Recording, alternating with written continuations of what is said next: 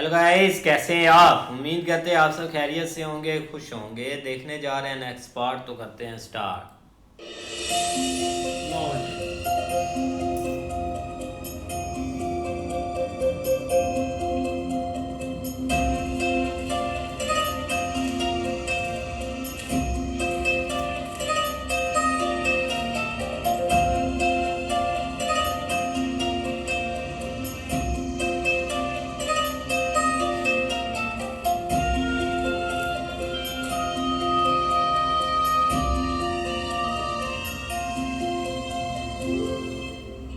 आइए गुरुदेव, मेरी जंघा पर शीश रखकर विश्राम कीजिए। मुझे चट्टानों और पत्थरों पर विश्राम करने का अभ्यास है।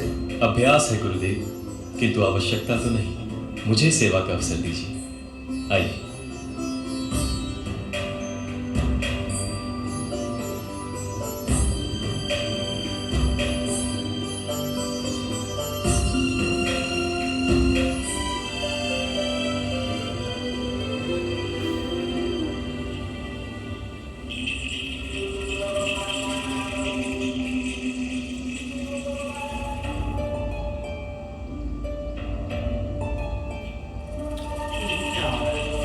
खतरनाक है भाई।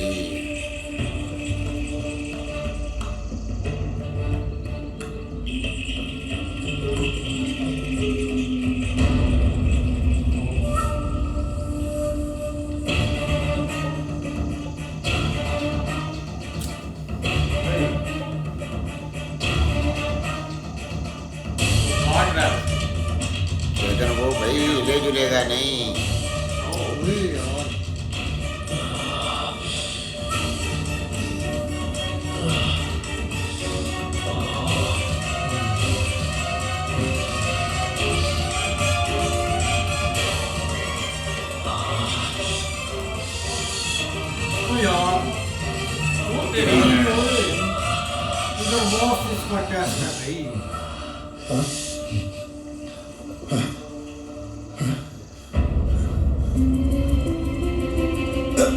क्षमा करें गुरुदेव, ये इस जंतु ने काट कर रक्त बहाया, उससे आपकी निद्रा में विघ्न हुआ।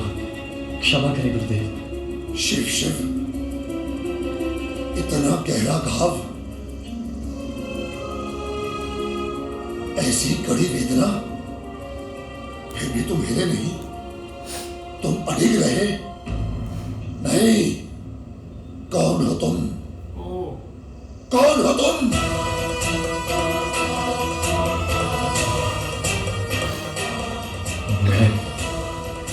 मैं आपका शिष्य हूं गुरुदेव। असंभव।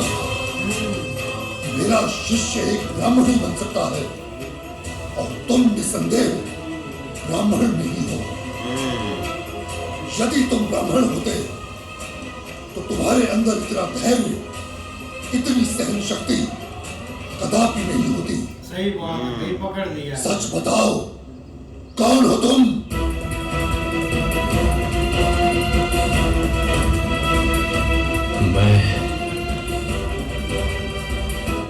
मैं ब्राह्मण नहीं हूं गुरुदेव। झूठ भाई पकड़ा गया। सूत पुत्र हूं मैं, सूत पुत्र। बहुत बड़ा झूठ बोला। किंतु तुमने तो मुझसे कहा था कि तुम एक ब्राह्मण हो। असत्य कहा तुमने, छल किया तुमने मेरे साथ। सत्य ने सदा ही मुझे अपमान दिलाया है गुरुदेव। यदि मैं आपसे कहता कि मैं ब्राह्मण नहीं सूत हूं, तो मुझे आपके पास से निराश होकर लौटना पड़ता गुरुदेव। अरे मूर्ख, तुमने बहुत बड़ी भूल की है। यदि तुमने मुझसे अपना दुख व्यक्त किया होता तो मैं अवश्य ही तुम्हें किसी योग्य गुरु के पास भेजता। मैं किसी जाति या वर्ण का विरोधी नहीं हूं। मैंने तो बस केवल ब्राह्मणों को दीक्षा देने का व्रत लिया है। मेरे पितामह महर्षि रुचिक ने आजीवन सभी वर्ण के लोगों को शिव पूजा सिखाई है। यदि तुम सत्य बोलते पुत्र, यदि तुम सत्य के मार्ग पर चलते तो तुम्हें लाभ अवश्य होता। हे कर्ण, तुम ये कैसे भूल गए कि असत्य आत्मा की निर्बलता का दूसरा नाम है, और जगत की कोई भी विद्या निर्बलता को फल नहीं देती पुत्र, नहीं देती।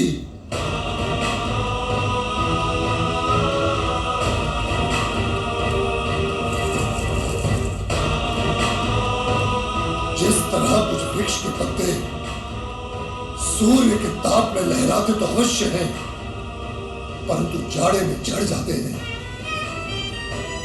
हे कर्ण, उसी तरह निर्बल मनुष्य की विद्या भी ठीक परीक्षा के समय नष्ट हो जाती है,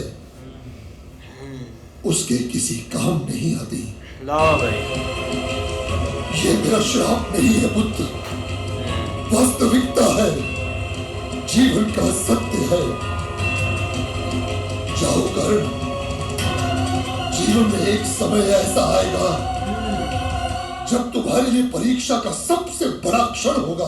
अच्छा, तो उसी क्षण तुम्हारी विद्या तुम्हारा साथ छोड़ देगी, लाओ भाई, लुप्त हो जाएगी, तुम्हारे किसी काम नहीं आएगी।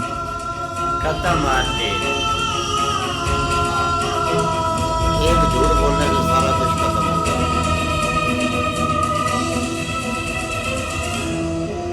भगवान परशुराम, मुझे दुख है मैंने आपकी उदारता को नहीं जाना। सामान्य मनुष्य की भांति भगवान भेद नहीं करते, ये समझ नहीं पाया मैं। भगवान को भी सामान्य मनुष्य की तुला से तोला, ये मेरी भूल थी। आपकी हताशा से जन्मे आपके इन शब्दों को मैं आपका प्रसाद मानकर स्वीकार करता हूं गुरुदेव।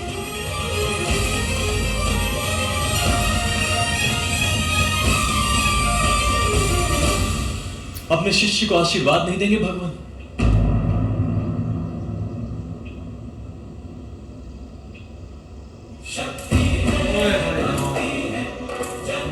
इतनी बड़ी गलती है।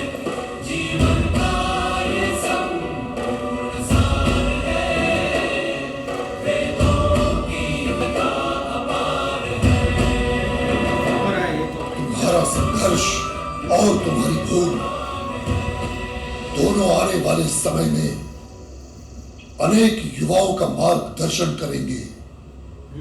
यही मेरा आशीर्वाद है पुत्र, आयुष्मान भव।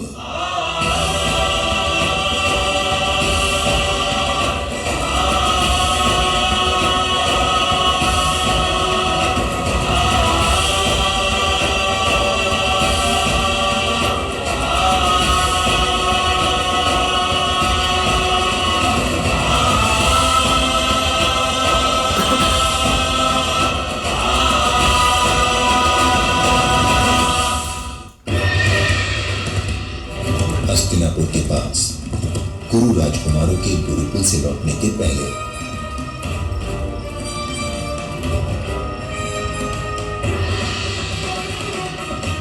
कौन है भाई? ये वही लड़का है यार। नहीं नहीं, वो जिसने अपना अंगूठा कटवाया था, ये तो वो है। मुझे तो ये करण ही लगता है। गांधार राज शकुनी से कहो, गुरु द्रोण का पुत्र अच्छा, अश्वत्थामा। अश्वत्थामा। वो ये अश्वत्थामा आया है। गुरु कुमार दुर्योधन का संदेश लेकर। शकुनी तो इधर बैठा हुआ है। महाराज, वो गे नहीं करता। किसी गुरु द्रोण के पुत्र पधारे हैं, आपसे भेंट करने की अनुमति मांग रहे हैं।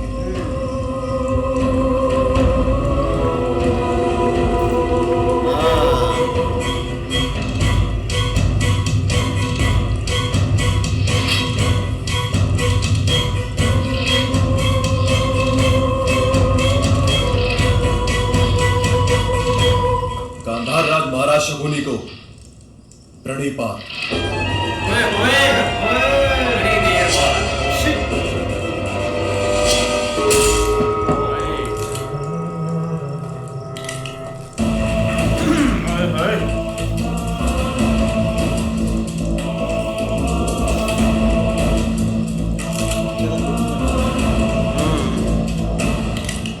आश्चर्य,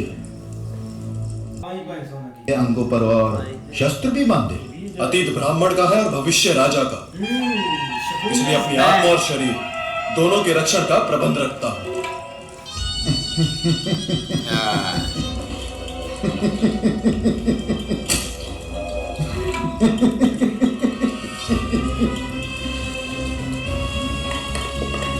अर्थात आर्यावर्त की राजनीति में भूचाल लाने की योजना बना रखी है गुरुवर द्रोणाचार्य ने। कौन सा राज्य? समय के साथ यह प्रकट हो ही जाएगा महाराज, परंतु इस समय प्रश्न मेरा नहीं, मेरे मित्र दुर्योधन का। मित्र भाई, दुर्योधन ने कहलवाया है कि हस्तिनापुर का सिंहासन दिलवाने का वचन दिया था अपने मामा श्री, उसका अब भी स्मरण है यार। मामा उधर जाए सही, टांग काट देंगे दूसरी भी। बिल्कुल यार, ये जो एक बार काम हो गया ना कर्ण के साथ, वो नहीं ठीक हुआ। मतलब जो उसने इतनी ज्यादा मेहनत की है ना, वो उसकी ज़ाया गई है। जैसे अब उनको एक श्राप मिला है कि वो जब भी कोई ऐसा समय आएगा ना, बहुत ज़्यादा ज़रूरत होगी, तब वो हर चीज़ भूल जाएगा। भाई ऐसे ही है। अब भाई ना सब बड़े हो गए हैं और ना महाराज ने भेजा है अपने साथी को मामा शकुनी के पास। अब इसके पास आया और उसके पास से आया तो उससे पूछ रहा है कि मेरा जो आपने वादा किया था मुझसे वो कब पूरा करेंगे। नहीं ऐसे ही है यार, एक हस्तिनापुर बड़ा एक भाई राज्य भी है और उसको थोड़ा सा एक हर्ट करने के लिए शकुनी ने भाई बहुत बड़ा एक प्लान बनाया होगा, जिस पर अभी भी वो वर्किंग ही कर रहा है, क्योंकि गंधार वो मतलब के लौटा नहीं है, इधर ही को खेमे खुमे लगाकर आदिवासी जिंदगी जी रहा है।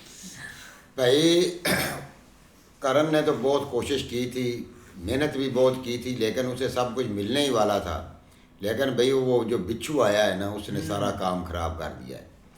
तो जब उसको बिच्छू ने काटा है ना, तो भाई उसने काफ़ी उसका खून निकला है।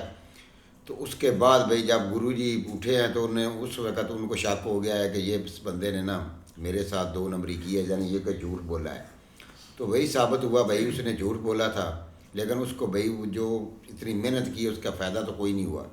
लेकिन इधर भाई दुर्योधन साहब जो है ना, उन्होंने पता है कि मैंने तो गाय बकरियाँ चराई हैं सारी उम्र और यही करना है।